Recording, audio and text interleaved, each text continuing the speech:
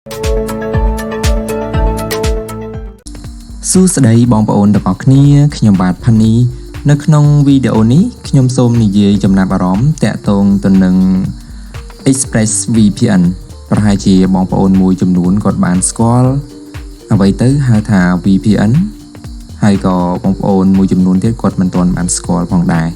បាទនេះគឺជារូបភាពតាក់ទងទៅនឹង ExpressVPN ការខ្ញុំបានប្រើក៏ប៉ុន្តែឥឡូវនេះគឺវា expire ហើយគឺវាចេញបែបនេះគឺ your trial is over ហើយគឺ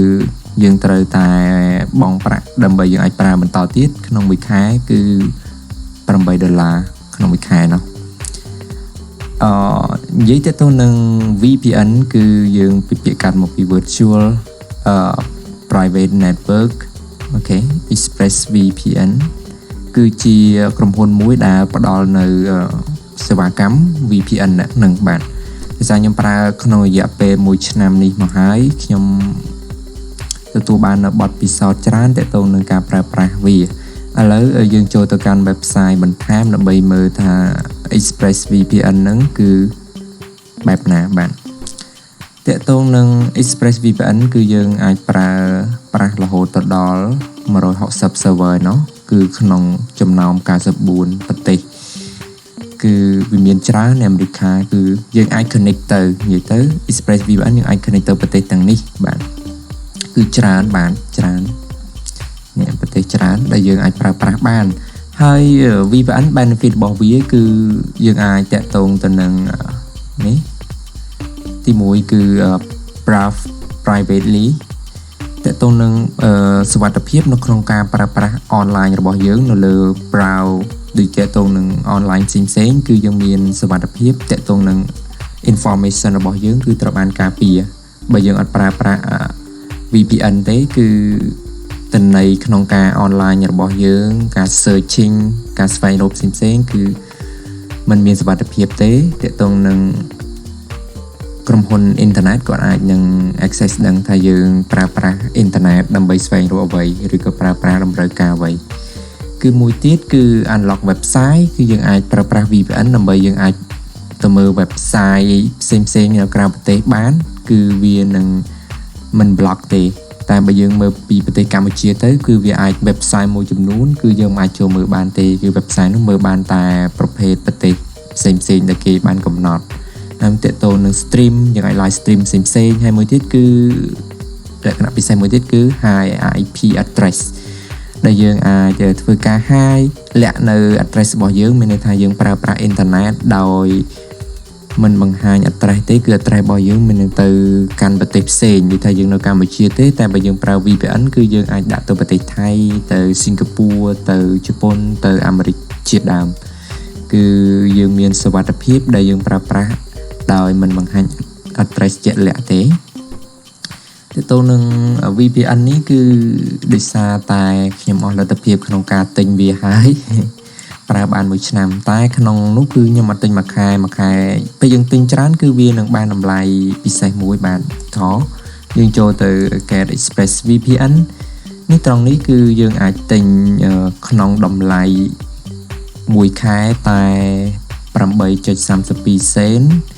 ដោយយើងទិញក្នុងរយៈពេល12ខែគឺយើងបានតម្លៃបែបនេះហើយវាខ្ទង់ប្រហែលជា$100ដែរប៉ុន្តែបើយើងមានសមាជិកក្នុងការដែលគាត់ចូលចិត្តនឹងប្រើប្រាស់ VPN ដូចគ្នាតម្រូវការ VPN ដូចគ្នាគឺយើងអាចបង់ត្រឹមតែម្នាក់$20ទេ5នាក់វាបាន$100អញ្ចឹងយើងយក$100ទៅទិញយើងអាចប្រើប្រាស់បាន12ខែ5នាក់នោះគឺដោយសារតែគេកំណត់ ExpressVPN គឺប្រើបានតែ5 device ទេ5គ្រឿងទាំង computer ក្តីទាំងទូរស័ព្ទដៃក្តីយើងអាចដាក់បានដូចគ្នាអញ្ចឹងយើងរកគ្នា5នេះយើងអាចទិញប្រើប្រាស់បានផងដែរនេះចំណាប់អារម្មណ៍ខ្ញុំបន្តិចបន្តួចតាក់ទងនឹង ExpressVPN ដែលខ្ញុំបានប្រើរយៈពេល1ខែកន្លងនេះហើយ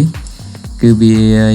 ជួយសម្រួលហើយក៏ជួយទំនុកចិត្តរបស់យើងតាក់ទងទៅនឹងយើងការពារនៅលើ online របស់យើងពេលយើង access ឬក៏យើងមើល YouTube មើលអីមួយចំនួនគឺយើងអាចមើលបានច្រើនពីព្រោះហើយនៅ website ផ្សេងៗក៏ដូចជាយើងអាចបដូរ address របស់យើងទៅកាន់ប្រទេសដែលយើងចង់បដូរដើម្បីយើងធ្វើការប្រើប្រាស់អ៊ីនធឺណិត នៅប្រទេសនោះបាននៅ location នៅប្រទេសនោះបានបាទហើយមួយទៀត VPN មួយទៀតដែលខ្ញុំណែនាំអ្នកទាំងអស់គ្នាផងដែរតែនេះរឿងថ្លៃបាទហើយមួយទៀតគឺ Ava Secure Line VPN ចំណាប់របស់ខ្ញុំបន្ទាប់ប្រហែលជាខ្ញុំនឹងធ្វើការប្រើប្រាស់បែប Ava ម្ដងពីព្រោះតម្លៃរបស់ក្រុមហ៊ុននេះគឺរឿងធូរថ្លៃបាទហើយ connect បានរហូតដល់10 device រយៈពេល2ឆ្នាំឯណោះហើយតម្លៃប្រហែលខ្ទង់តែ$100ដូចគ្នាតែប្រើបាន2ឆ្នាំហើយបាន10 device ទៀតអូខេអរគុណច្រើនសម្រាប់ការទស្សនារបស់អ្នកទាំងអស់គ្នានៅក្នុងវីដេអូនេះគឺមានតែប៉ុណ្្នឹងទេដែលខ្ញុំចង់ចែករំលែកទៅអ្នកទាំងអស់គ្នាដែលគាត់ចង់ប្រើប្រាស់ VPN ក៏ដូចជា VPN ExpressVPN ក៏ដោយឬក៏ AWS ក៏ដោយអ្នកទាំងអស់គ្នាអាចសាកល្បងគិតមើលឬក៏អ្នកទាំងអស់គ្នាអាចមានតម្រូវការចាំបាច់ដែលយើងមានលទ្ធភាពផងដែរបាទព្រមឡើងនេះ COVID យើងរកថវិកាបានច្រើនទេដូចខ្ញុំក៏អត់មានថវិកាក្នុងការទិញវាប្រើប្រាស់បន្តផងដែរការខ្ញុំទិញប្រើក្រោមឡងពេលខ្ញុំធ្វើការនៅធ្វើការយើងមានចំណូលយើងអាចទិញ software មួយចំនួនដូចជានឹងឯ product មួយចំនួន online យើងមកប្រើប្រាស់បានអរគុណច្រើនសម្រាប់ការទស្សនារបស់អ្នកទាំងអស់គ្នានៅក្នុងវីដេអូនេះហើយក៏អរគុណច្រើនសម្រាប់ការជួយ like ក៏ដូចជាជួយ subscribe channel របស់ខ្ញុំនិងតាមដានវីដេអូរបស់ខ្ញុំទាំងលើ YouTube ក្តីនិងទាំងលើ Facebook page ក្តី